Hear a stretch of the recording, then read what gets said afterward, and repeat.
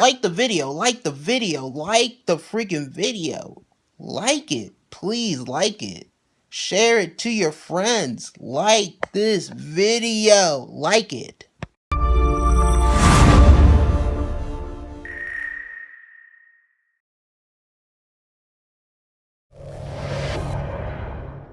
Hey everyone, so when John and I first got the chance to check out Nintendo Switch, we were a bit concerned. A good proportion of the games we saw were little more than Wii U ports. There was a sense that we'd kind of seen it all before.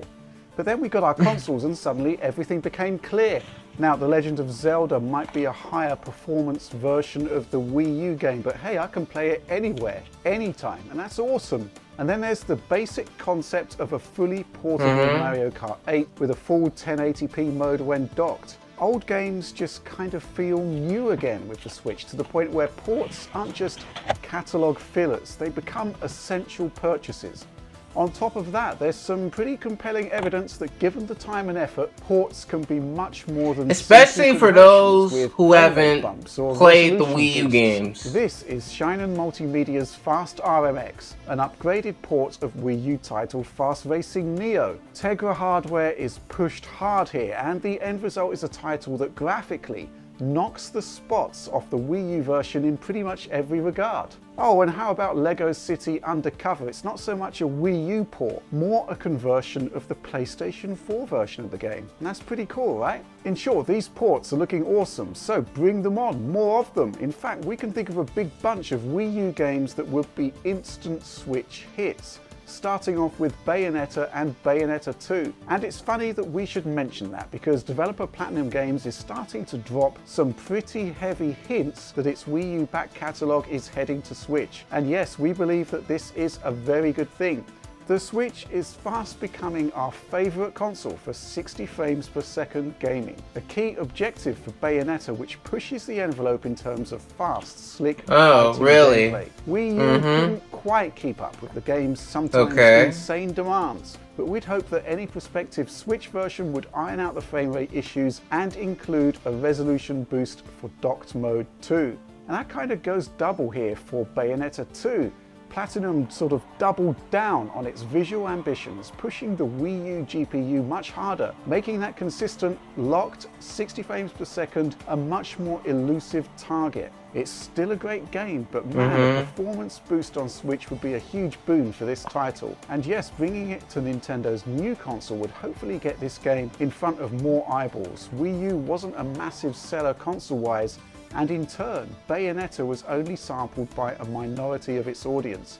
This is a beautiful game that simply deserves better. The Platinum loveliness doesn't stop there though, as the developer has also teased a prospective port of its other Nintendo exclusive title, the wonderful 101. While Bayonetta 2 was the crowd pleaser for the core game, let's port Mario Party 10 on the Nintendo Switch.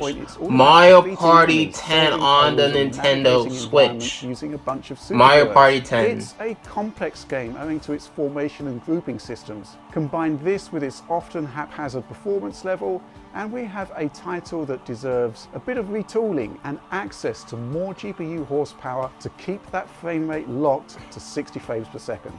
So we reckon there's a good chance that the Platinum catalogue will return to Switch, and we can only hope that someone, somewhere in Konami, will take a look at any prospective ports there and suggest to the team that they bring Metal Gear Revengeance to the system as well. Again, it's a signature 60 FPS game that could benefit from the Switch's enhanced horsepower. But that really is just the tip of the iceberg. There are a ton of catalogue Nintendo titles that deserve another chance on the Switch.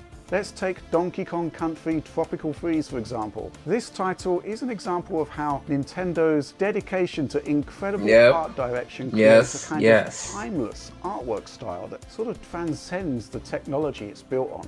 What stands out here are the incredibly interactive levels, the way that they animate, sometimes in time to the music, and how in many cases the level kind of builds in front of you as you play it. And a special shout out must go to the dynamic camera that switches predominantly 2D gameplay into a 3D showcase. It's the kind of game where a bump to higher resolution would add extra polish to an already brilliant title. And yes, It's a locked 60 frames per second, meaning that it not only looks beautiful, it's super smooth too. Now Pikmin 3, that's an interesting one too that deserves a Switch revamp.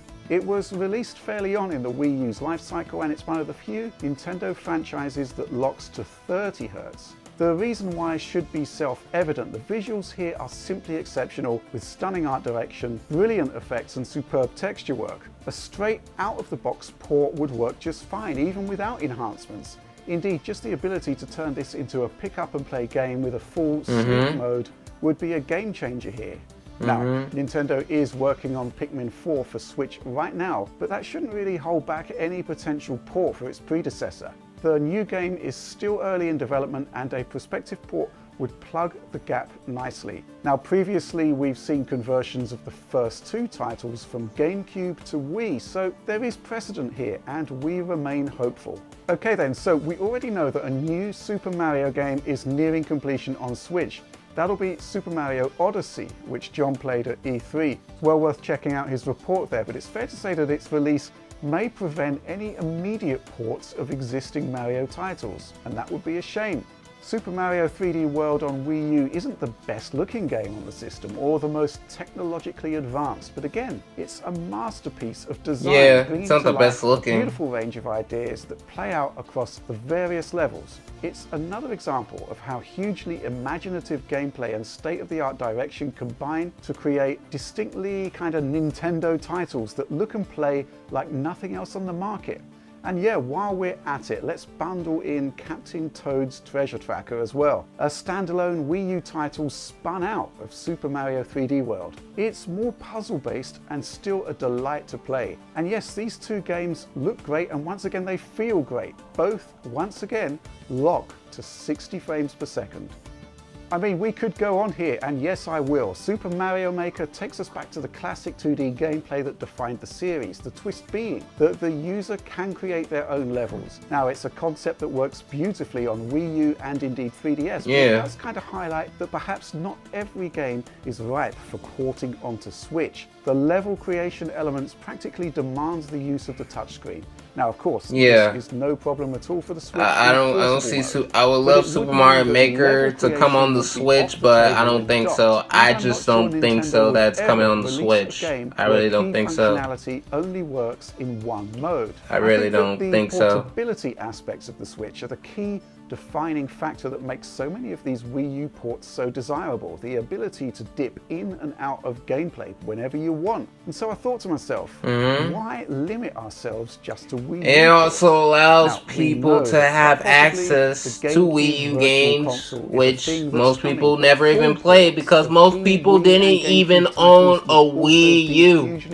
Most people didn't even own a Wii U. But it's so early in development that Nintendo could show us nothing more than a logo at E3. So in the meantime, why not bring the original Metroid Prime trilogy? It'll probably come out at 2019 or 2020. But retaining the signature 60 frames per second gameplay. Yes, Nintendo's dedication to 60 FPS gameplay is such that it even managed to craft a trilogy of stunning first-person shooters at full frame rate. The first one arriving in 2002, years before Infinity Ward handed in the game-changing 60 frames per second Call of Duty 4 on Xbox 360. And let's not forget the Wii's Mario titles, Super Mario Galaxy and its sequel. Now, we've used the Dolphin emulator here to show the games running untouched at 1080p 60 frames per second, a massive upgrade from the 480p originals. This is an entirely feasible target for the dock Switch, and it also demonstrates once again that Nintendo's art direction really is astonishingly good. Clearly, if these games were being made today, the developers would roll out more impressive visuals and higher resolution textures, but even applying 10-year-old artwork to a full HD output just kind of works. And so that's where I'm going to leave it for now. Yes, obviously we want to see more new original it does games from work. Nintendo. It Look does. at games like ARMS and its Imagine Super Mario Galaxy on the Nintendo Switch, remastered in full 1080p 60 frames per second. Imagine Super Mario Galaxy 2 remastered in full 1080p 60 frames per second. Just imagine.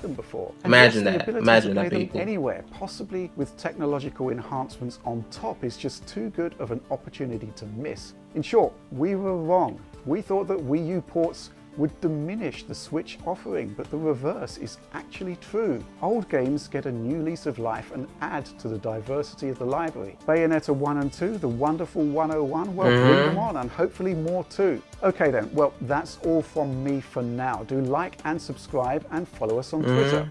But that's all from me. Thanks for watching. As you just saw from the clip, from the video, some of the other Wii U ports that I like to see ported is Mario Party 10, Captain Toad Treasure Tracker, and Xenoblade Chronicles X, because I never played Xenoblade Chronicles X on the Wii U. So yeah.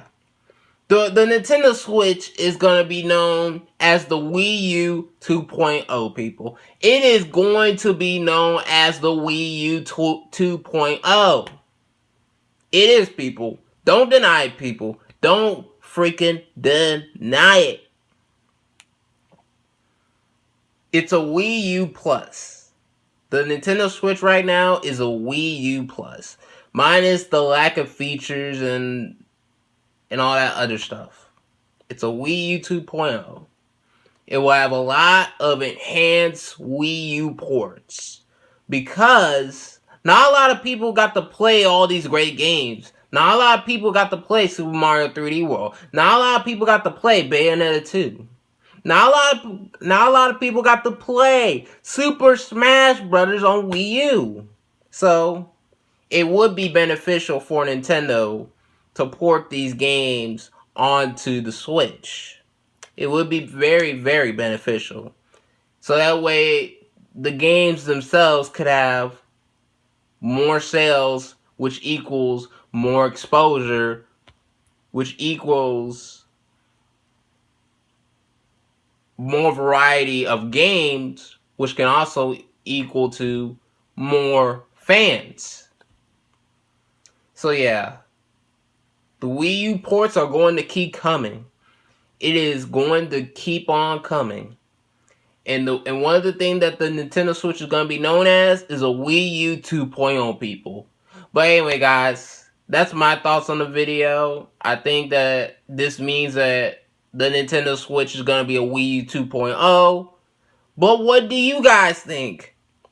What do you guys think? Let me know in the comment section below. Do you guys think that the Nintendo Switch will be known as the Wii U 2.0?